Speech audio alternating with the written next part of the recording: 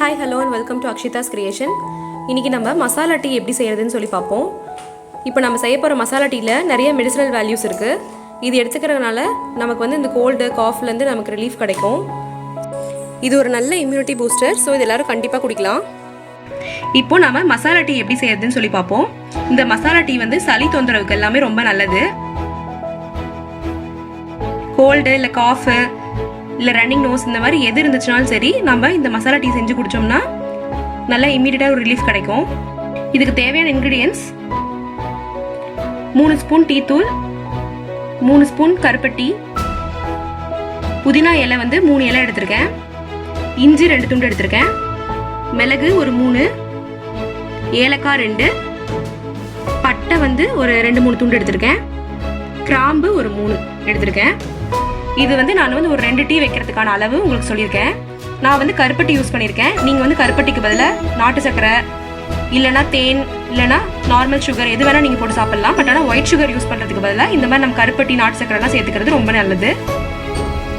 யூஸ்வலாக எல்லாருமே தண்ணியில் டீ தூளை ஃபஸ்ட்டு கொதிக்க வச்சுட்டு அதுக்கப்புறமா வைப்பாங்க. நான் இன்னைக்கு அந்த மாதிரி பண்ண போகிறதில்ல. டேரெக்டாக பால்லேயே போட்டு கொதிக்க வச்சு தான் டீ வைக்க போகிறேன். இந்த மாதிரி வைக்கும் போது நமக்கு இன்னும் கொஞ்சம் டேஸ்ட்டாக இருக்கும். அதுக்காக தான் நான் இன்னைக்கு டேரெக்டாக பால்லேயே வச்சு காட்ட போகிறேன். இப்போ நம்ம இதுக்கு தேவையான இன்கிரிடியன்ஸ் எல்லாம் போட்டு இடிச்சுக்கலாம்.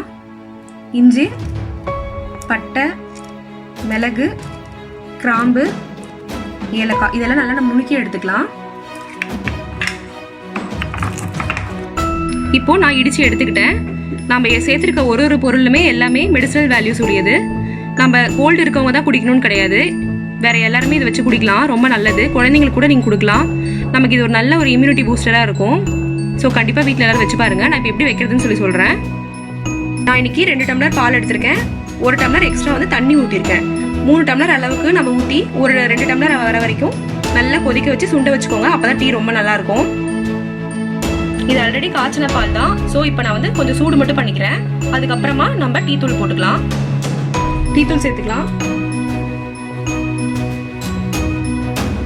டீ தூள் சேர்த்துட்டு இது நல்லா கலந்து விட்டுருங்க. உங்களுக்கு டீ இன்னும் ஸ்ட்ராங்கா வேணும்னு நினைச்சீங்கன்னா இன்னொரு ஸ்பூன் டீ தூள் சேர்த்துக்கலாம். டீ தூள் நல்லா கொதிச்சிருச்சு. இப்போ நம்ம வச்சிருக்க மசாலா சேர்த்துக்கலாம். நல்லா கலந்து விடுங்க.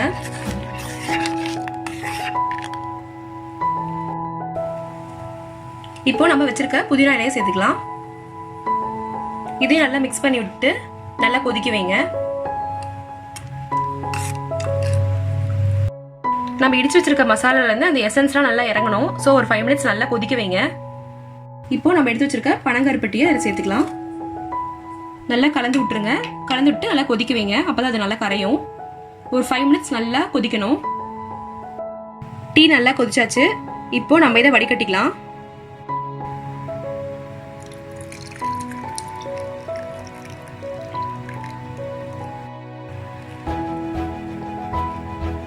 இந்த வடிகட்டில இருக்க டீ தூளை நல்லா இந்த மாதிரி அமுக்கி விடுங்க.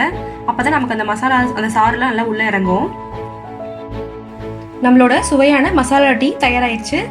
எல்லாரும் வீட்டில் கண்டிப்பா செஞ்சுட்டு டேஸ்ட் பண்ணி பார்த்துட்டு எப்படி இருந்துச்சுன்னு சொல்லி உங்க கமெண்ட்ஸ் எங்களுக்கு சொல்லுங்க.